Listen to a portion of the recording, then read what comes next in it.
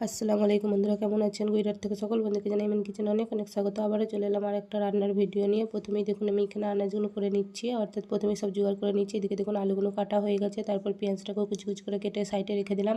তারপর এখানে টমেটোটাকেও কেটে রেখে দিলাম সাইডে, তারপর ধনেপাতাটাকেও কুচি কুচি করে কেটে সাইডে রেখে দিলাম।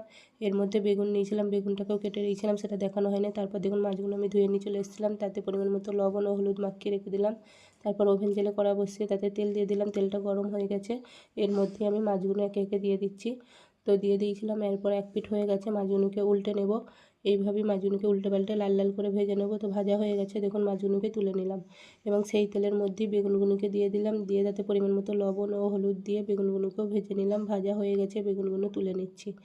এরপর সেই তেলের মধ্যে আলুগুলোকে দিয়ে দিলাম, তাতে পরিমাণ মতো লবণ ও হলুদ দিয়ে আলুগুলোকেও ভেজে নিলাম। ভাজা হয়ে গেছে, আলুগুলোকে ভেজে তুলে নিলাম এবং এই আবারও তেল দিয়ে দিলাম কড়াতে, দিয়ে তাতে কালো জিরে ফোড়নে দিলাম এবং পেঁয়াজ কুচি দিয়ে দিলাম। তারপর একবার নেড়ে নিয়ে টমেটোগুলো দিয়ে দিলাম।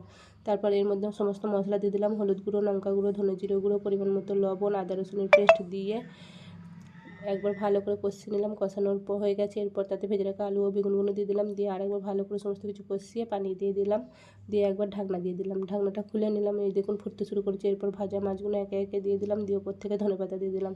তারপর ঢাকনা দিয়ে দিলাম। এই দেখুন রান্নাটা হয়ে গেছে। কেমন হয়েছে অবশ্যই বলবেন, আর যদি ভালো লাগে লাইক কমেন্ট ও শেয়ার করবেন। ভালো থাকবেন, দোয়া করবেন। আল্লাহ হাফেজ।